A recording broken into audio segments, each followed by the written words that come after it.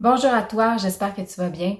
Aujourd'hui, je m'adresse aux leaders, aux managers, aux entraîneurs, aux entrepreneurs et j'aimerais offrir un truc pour réduire, pour gérer le perfectionnisme. Souvent, dans notre poste, on peut avoir le syndrome de l'imposteur. On peut avoir très peur de l'échec parce que, en fait, on a peur de se faire prendre. On a comme l'impression qu'on n'a peut-être pas tout à fait toutes les compétences requises pour assumer notre poste ou pour offrir le service qu'on offre en tant qu'entrepreneur.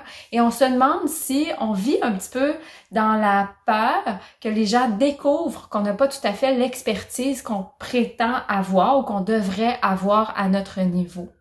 Et ça va créer des comportements perfectionnistes. On va essayer d'être parfait dans ce qu'on fait pour ne pas se faire prendre ou pour ne pas se faire critiquer ou se faire juger. Alors, comment est-ce qu'on peut gérer ça? Comment est-ce qu'on peut réduire notre perfectionnisme? Une bonne façon d'y arriver, c'est de rétablir l'équilibre entre deux manières de se valoriser. Alors, on va imaginer une balance et d'un côté, je me valorise pour qui je suis, pour mes qualités, et de l'autre côté, je me valorise pour mes compétences, pour ce que j'accomplis, ce que je suis capable de faire, mon expertise.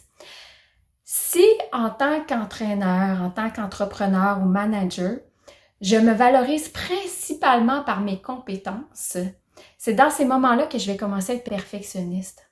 Donc, je veux rétablir l'équilibre. Si je focalise uniquement sur ce que je réussis, la perfection devient tellement importante pour moi parce que sinon, je n'ai pas de valeur. Donc, je vais m'encourager uniquement quand je réussis bien, quand je fais quelque chose de bien ou quand j'ai toute l'expertise requise, quand j'ai toutes les réponses, quand j'ai toutes les connaissances. Si je veux rétablir l'équilibre, il va falloir que je commence à me valoriser pour mes qualités. Mais pour y arriver, pour être capable de savoir que j'ai de la valeur, je dois reconnaître mes qualités. Et très souvent, je suis pas tellement conscient ou consciente de mes qualités. Et là, je parle de mes qualités humaines. Je parle pas nécessairement de mes forces. Et quand on parle de force, souvent, on va parler de compétences. C'est vraiment mes qualités humaines en tant que personne qui je suis.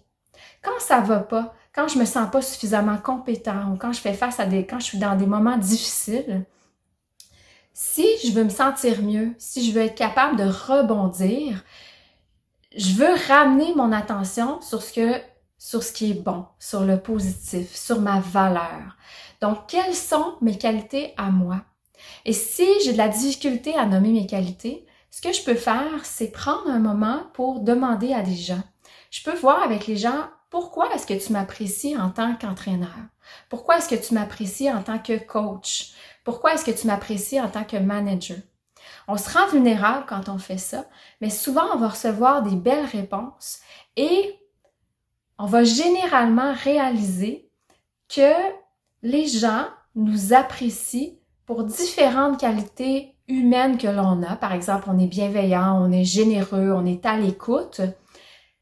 Et très souvent, ils vont valoriser davantage nos qualités humaines que nos compétences. C'est rare que les gens vont dire « cette personne-là est un bon manager ou un bon coach ou un bon entraîneur parce qu'il est extrêmement expert dans son domaine ». Ça va arriver s'il y a des personnes qui valorisent énormément l'expertise, mais en général, c'est pas la réponse qu'on va recevoir. Les gens vont nommer nos qualités humaines et ce qu'on veut faire ensuite, c'est vraiment prendre le temps de méditer sur ce qu'on a reçu, méditer sur les réponses des gens et commencer à intégrer nos qualités humaines, vraiment les ressentir, les apprécier, s'apprécier pour qui l'on est et non pour ce que l'on fait.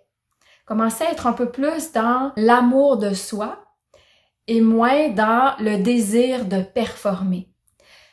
Et dans les moments difficiles, quand on fait face à un obstacle ou quand on n'est pas parfait, quand on ne performe pas exactement comme on voudrait, on veut ramener notre attention sur « je suis une personne généreuse, je suis une personne bienveillante, je suis une personne à l'écoute » et c'est ça qui compte, c'est ça qui est important. Ce qui est important, c'est qui je suis, je m'apprécie et je me valorise pour qui je suis et non pour ce que je fais.